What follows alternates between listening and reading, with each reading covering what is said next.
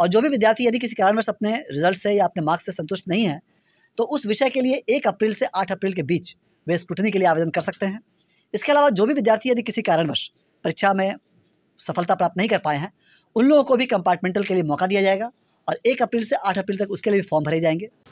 देखो इंटरमीडिएट का रिजल्ट आ चुका है बिहार बोर्ड वाले बच्चे का, और बहुत सारे बच्चों का मेरे पास मैसेज आ रहा था कि सर मैं जितना लिखा हूँ मेरा उतना नंबर नहीं आया तो मैं क्या करूँ, या बहुत सारे बच्चे का ये भी कॉल आ रहा था कि सर मेरा इस विषय में फेल है, मुझे क्या करना चाहिए। चलो आज पूरा चीज़ आप लोग बताऊंगा। यहाँ पर बिहार बोर्ड का ही नोटिस जारी किया गया है कि अगर कोई विद्यार्थी अपने रिजल्ट से असंतुष्ट है, उसको लगता है कि मेरा किसी विषय में नंबर कम आ गया है, तो सारे विद्यार्थी क्या कर सकते हैं पूरी जानकारी बताऊंगा। आप चाहते हैं तो आसानी से आप अपना नंबर बढ़ा सकते हैं। आपको लग रहा है कि मेरा हिस्ट्री में चाहे जियोग्राफी में चाहे मैथ में चाहे साइंस में, मतलब केमिस्ट्री बायोलॉजी फिजिक्स किसी भी विषय में आपका नंबर कम दिया है बोर्ड, तो ठीक है ना, आप स्क्रूटनी में अपने पेपर को डाल सकते हैं, मतलब रीचेक में डाल सकते हैं। अब ये कब से कब तक डेट है, कैसे पूरी प्रक्रिया, वो सारी बात हम लोग जानने वाले इस वीडियो में। देखिए बिहार बोर्ड जो ना 25 मार्च को इंटरमीडिएट का रिजल्ट सुना दिया। अभी रिजल्ट आने के बाद बहुत अच्छा रिजल्ट आया, जैसे पिछले साल से थोड़ा सा गिरा हुआ रिजल्ट आया, लेकिन अच्छा रिजल्ट आया इस बार, ठीक है ना। अब देखो रिजल्ट जो है, इस रिजल्ट में बहुत सारे बच्चे फेल हो चुके हैं और बहुत सारे बच्चों का जो ना नंबर कम आ चुका है। जैसे बहुत सारे बच्चों का आशा था कि 300 मेरा क्रॉस कर जाएगा, 300 से अधिक नंबर आएगा,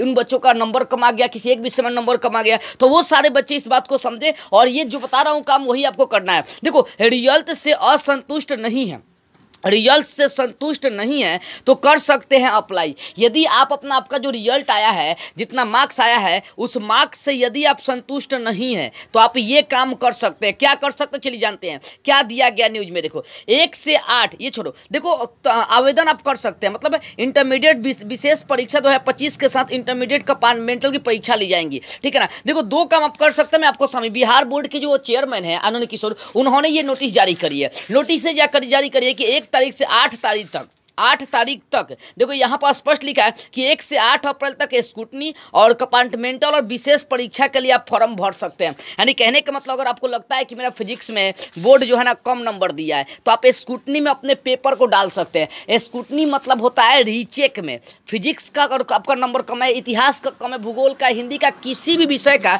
यदि आपको लगता है कि बोर्ड ने उसमें कम अंक दिया है, जितना आपने लिखा उतना आपका अंक नहीं आया, तो उसके हिसाब से आप अपने पेपर को स्क्रूटनी में या आप रीचेक में डाल सकते हैं। अब कैसे क्या करना वो समझिए। देखो रीचेक का मतलब होता है कि फिर से आपका बोर्ड जो है ना कॉपी का जांच करेगा। अगर मान लो कि आपका इतिहास, भूगोल, फिजिक्स, केमिस्ट्री, बायोलॉजी किसी भी विषय में मान लो कि आपका नंबर कम आया, आपने क्या किया, वहां पर आपने चैलेंज किया। चैलेंज मतलब होता है कि आपने रीचेक में कॉपी डाला कि मतलब मान लो कि आप 80 नंबर के लिखे और आपको 40 नंबर बोर्ड दिया, तो क्यों दिया है ये कंफर्म, ठीक है ना। ये आप कंफर्म है कि मेरा नंबर इसमें भी और बढ़ेगा, बोर्ड ने जानबूझ के कम दिया है, तो वहां पर आप अपने पेपर को स्क्रूटनी में डाल सकते हैं। अब अपने पेपर को स्क्रूटनी में 1 तारीख से 8 तारीख तक डाल सकते हैं। जिन जिन विद्यार्थियों का नंबर कम लग रहा है वो सारे विद्यार्थी अपने सारे विषयों के कॉपियों का क्या कर सकते हैं, स्क्रूटनी में डाल सकते हैं। फिर से आपका बोर्ड कॉपी जांच करेगा और आने वाला 31 अप्रैल तक आपका रिजल्ट हो सकता है। 31 अप्रैल नहीं, 31 मई तक आपका बोर्ड जो है ना रिजल्ट घोषित कर देगा फिर से, ठीक है। स्क्रूटनी में रीचेक में करिएगा। तो अब क्या करना रीचेक के लिए, अगर चाह रहे कि आप अपना कॉपी आप रीचेक में डालें, तो इसके लिए आप ऑनलाइन किसी भी साइबर से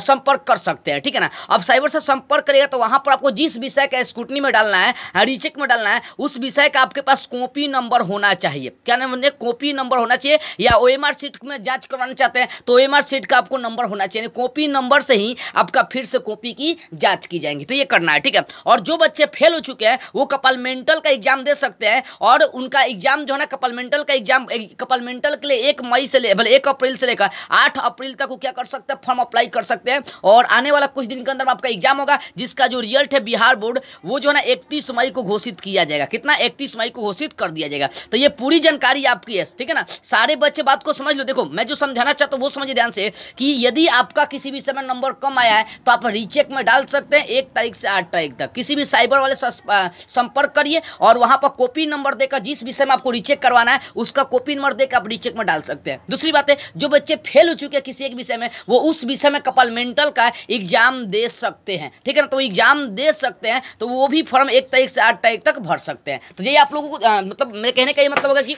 आप लोग जाइए और जो यदि आपको लगता है कि इस विषय में नंबर कम है या फिर मैं फेल हो चुका, तो आप कपलमेंटल या स्क्रूटनी का फिर से एग्जाम दे सकते हैं। स्क्रूटनी फिर से आप रीचेक में अपना डाल सकते हैं। और दूसरी बात कि जो आपको स्क्रीन पर व्हाट्सअप नंबर दिया गया है, यदि आप किसी भी चीज़ की जानकारी लेना चाहते हैं, आप फेल हो चुके हैं या किसी चीज़ की आपको जानकारी नहीं है, तो वहाँ से आप संपर्क कर सकते हैं और मुझसे सारी बातें आप पूछ सकते हैं। ठीक है।